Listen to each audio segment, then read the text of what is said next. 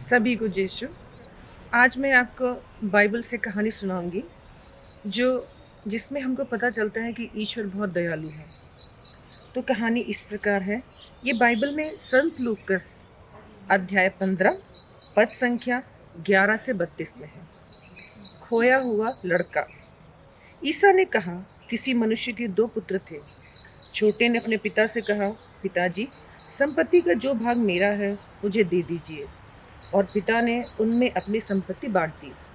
थोड़े ही दिनों बाद छोटा बेटा अपनी समस्त संपत्ति एकत्र कर किसी दूर देश चला गया और वहां उसने भोग विलास में अपनी संपत्ति उड़ा दी। जब वह सब कुछ खर्च कर चुका तो उस देश में भारी अकाल पड़ा और उसकी हालत तंग हो गई। इसलिए वह उस देश के एक निवासी का नौकर बन गया, जिसने उसे अपने खेतों में सूअर चराने भेजा। जो फलियां सूअर खाते थे उन्हीं से वह अपना पेट भरना चाहता था, लेकिन कोई उसे उनमें से कुछ नहीं देता था। तब वह होश में आया और यह सोचता रहा, मेरे पिता के घर कितने ही मजदूरों को ज़रूरत से ज़्यादा रोटी मिलती है और मैं वहाँ भूखों मर रहा हूँ। मैं उठकर अपने पिता के पास जाऊंगा और उनसे कहूँगा, पिताजी, मैंने स्वर्ग के विरुद्ध और आपके प्रति पाप किया है। मैं आपका पुत्र कहलाने योग्य नहीं रहा। मुझे अपने मजदूरों में से एक जैसा रख लीजिए।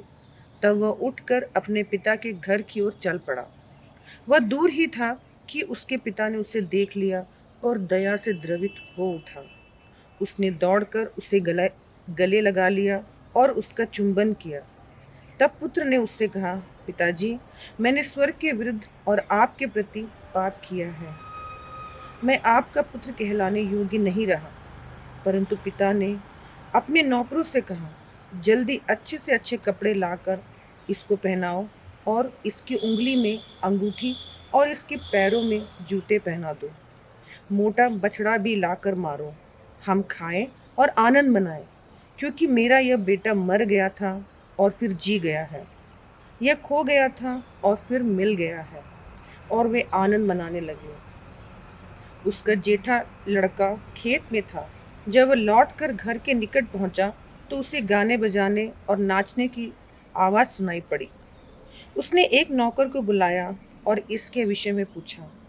इसने कहा, आपका भाई आया है और आपके पिता ने मोटा बछड़ा मारा है, क्योंकि उन्होंने उसे भला चंगा वापस पाया है। इस पर वह क्रुद्ध हो गया और उसने घर के अंदर जाना नहीं चाहा।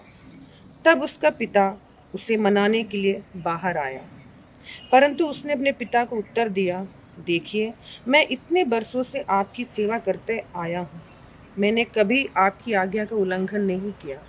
फिर भी आपने कभी मुझे बकरी का बच्चा तक नहीं दिया, ताकि मैं अपने मित्रों के साथ आनंद मनाऊं। पर जैसे ही आपका यह बेटा आया, जिसने वेश्याओं के पीछे आपकी संपत्ति उड़ा दी है, आपने उसके लिए मोटा बछड़ा मार डाला है। इस पर पिता ने उससे कहा, बेटा, तुम तो सदा मेरे साथ रहते हो और जो कुछ मेरा है वह तुम्हारा है। परंतु आनंद मनाना और उल्लसित होना उचित ही था, क्योंकि तुम्हारा यह भाई मर गया था और फिर जी गया है। यह खो गया था और फिर मिल गया है। तो इस कहानी में हमने देखा कि एक दयालु पिता है जो अपने बेटे को वापस आने पे बहुत प्रसन्न होता है। ऐसे ही हमारे स्वर्गीय पिता ईश्वर, जब हम पाप में गिरते हैं और उसके बाद जब हम पश्चाताप करके उनके पास वापस आते हैं, तो हमारा स्वर्गीय पिता भी बहुत खुश होता है। जब हमारे जीवन में कोई अर्थ नहीं रहता तो हम मरे हुए समान हैं, लेकिन जैसे ही हमारे जीवन को एक अर्थ मिल जाता है तो हम फिर से जी उठते हैं। जैसे कि इस कहानी में छोटा बेटा अपनी संपत्ति लेके जब चला गया था, जब उसके जीवन में कोई लक्ष्य नहीं था, लेकिन जब उसे याद आता है अपने पिता की, तो उसे एक लक्ष्य मिलता है और वो वापस अपने पिता के पास आता है। तो ऐसे ही हमें भी अपने ईश्वर की ओर वापस आना चाहिए। हमें पाप में नहीं रहना है। हमें पाप में जीवन को छोड़ के ईश्वर की ओर आना है, जिसमें हमें जीवन मिलता है और उस जीवन से हमारे ईश्वर हमसे बहुत प्रसन्न रहता है।